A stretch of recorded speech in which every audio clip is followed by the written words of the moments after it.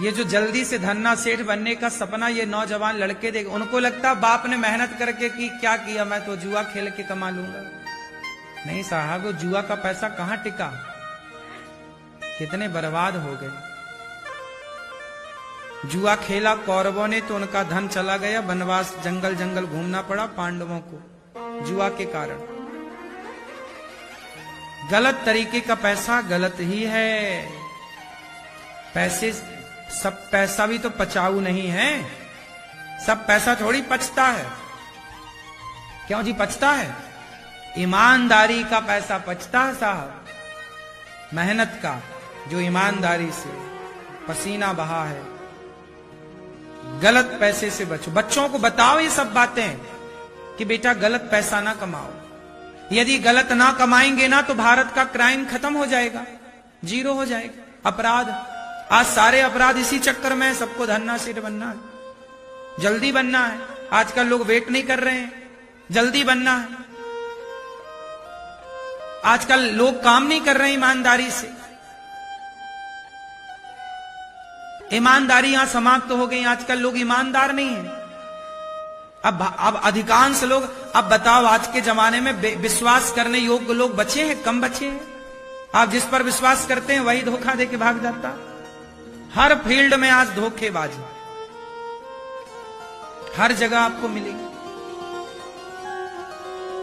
धोखा दे देते हैं। तुम किसी को काम पे रखते हो, वो तुमसे काम सीख लेता है और तुम्हारी कुछ चुरा बुरा के ले जाके फरार, तुम्हारे ग्राहकों को अपना बना लेता है, तुम्हारा खेल खत्म। मतलब बेईमान, वो मतलब जिस पत्तल पर खाया छेद कर दिया। ऐसे लोग हैं या नहीं? बोलो। तुमने किसी को बेटा समझ के घर में रखा और वही तुम्हारे घर की बहन बेटियों को गलत तरीके से देखने लग गया। बोलो हाँ नहीं? ये क्या है? ये विश्वासघात है। हमने तुम्हें अपने घर में रखा, बेटे की तरह प्यार किया, तुम्हारे अच्छे जरूरतें पूरी की, कपड़ा लत्ता दिया, पैसे दिए, चल तुम्हारा भी बन जाए, तुम्हारे लिए सब कुछ किया, और आखिरी में तुमने बहन बेटियों को गलत तरीके से देख लेते हैं या भाग जाते हैं। लेके पैसे ले लिए, भाग गए, अब तो मिल ही गए। ये सब कुछ नोट हो रहा है बेटा, सब कुछ।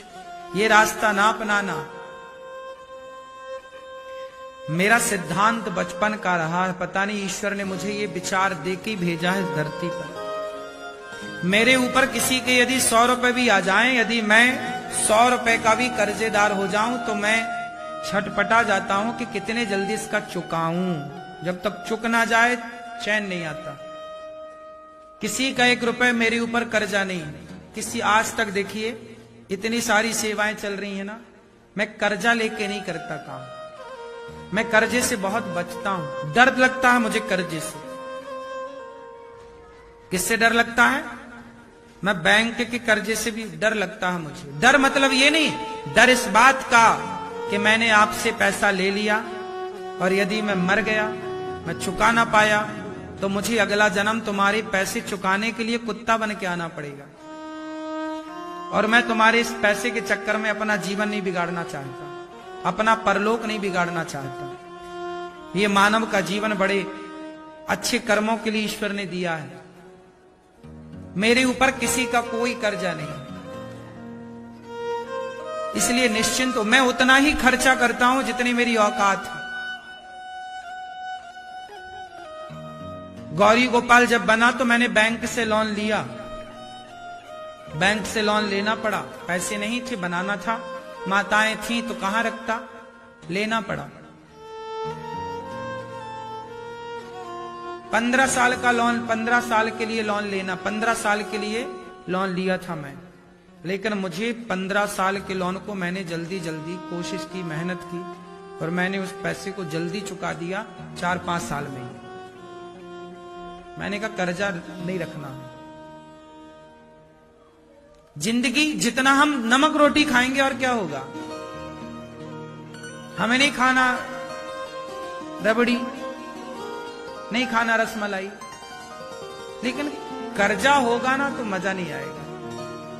जब आप निश्चिंत होके दाल रोटी खाते हो ना साहब, वो दाल रोटी भी लगती है, और टेंशन लेके 56 भोग खाओ ना तो भी लगता नहीं है।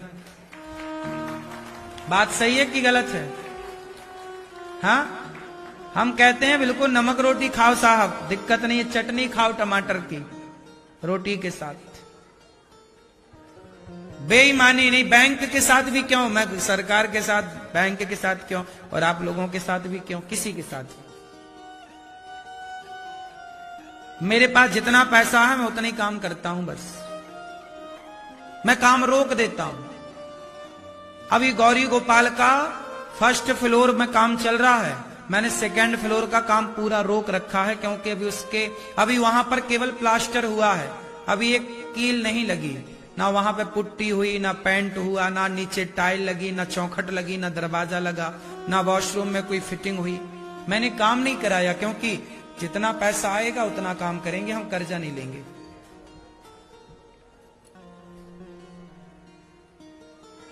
अभी मंदिर का काम चला, धीरे धीरे पैसे आए, तो थोड़े से पैसे आए तो मैंने गायों के लिए टीन सेट डलवाया।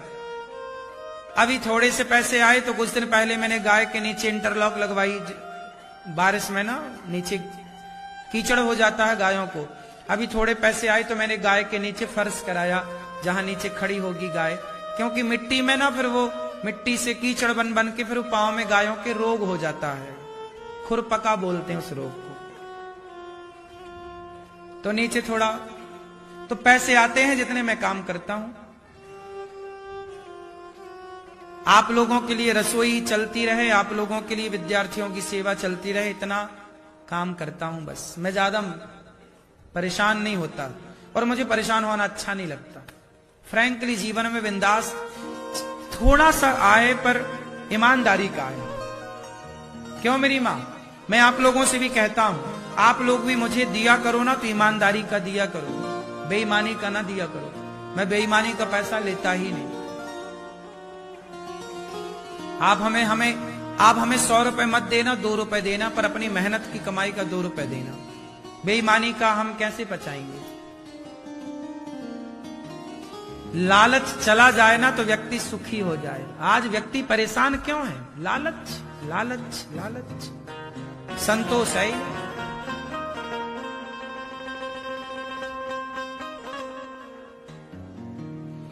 मुझे कोई शौक नहीं, सेवा करने की आदत है, शौक है सेवा का। बाकी ना मुझे बड़ी गाड़ियों का कोई शौक है, ना घूमने फिरने का शौक है।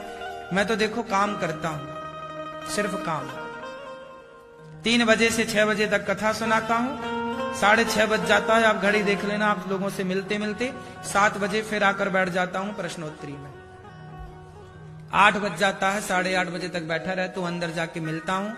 फिर उसके बाद सब सेवाएं देख लेता हूं, एक नजर सब ठीक चल रहा है, क्या है क्या नहीं है, दाल है कि नहीं, चावल है कि नहीं, भक्तों के लिए। और फिर जाके सो जाता हूं।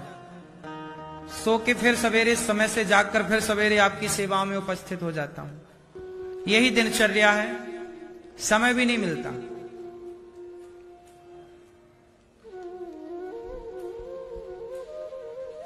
शरीर में कहीं छोटी मोटी चोट लग जाती है ना, तो वो 2 दिन बाद पता लगता है कि यहां चोट लगी है। कुछ चीजें आपके विश्वास के परे हैं, लेकिन ये सत्य है। छोटी मोटी बीमारी शरीर में यदि आ जाए, जैसे छोटा मोटा दर्द आ जाए, बुखार आ जाए, तो बुखार एक बार 103 बुखार थी, और मैं कथा कर रहा था पूरा, और हिम्मत ऐसी थी कि मतलब बार बार उल्टी हो रही थी, और शरीर इतना कमजोर कि बैठा ना जाए। जाके मैं कथा 3 घंटे करूं, और पूरा 21 घंटे फिर लेटा ही रहा। बिस्तर से आंख खोलने की भी हिम्मत नहीं, गिलास और पानी पीने की हिम्मत नहीं। उस परिस्थिति पे भी काम नहीं छोड़ा। शरीर तो बीमार पड़ते ही है ना कभी कभी, शरीर तो शरीर है, शरीर का धर्म ही है। काम करते हैं साहब ईमानदारी से। लालच, किस चीज का लालच करेंगे?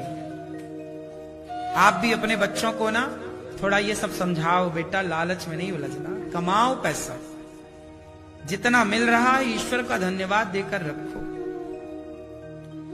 सीधे रास्ते पर चलना है। 1 रुपए भी आपके जेब में गलत का ना आना चाहिए, 1 रुपए।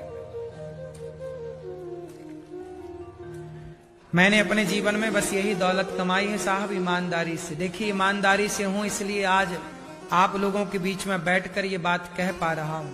मैंने आज तक टीवी पे आप लोगों को जो जो बताया कि वृंदावन में इतनी सेवाएं चलती हैं, आप लोगों ने आके चेक किया? किस किस ने चेक किया जो हमने बताया था टीवी पर?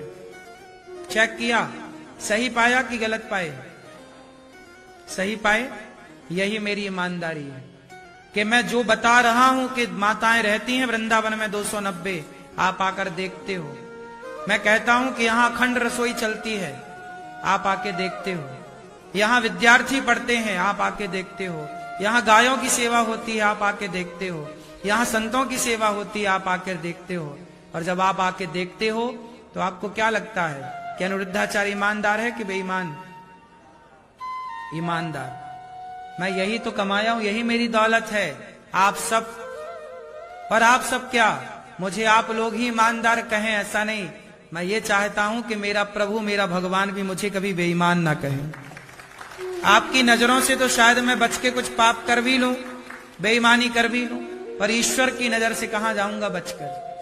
इसलिए ईश्वर की नजर में ईमानदार रहना है, इसलिए मैं बेईमानी नहीं करता। ज्यादा शौक नहीं, ज्यादा सपने नहीं, ज्यादा अरमान नहीं, सादी जिंदगी है, सादा जीवन है बस।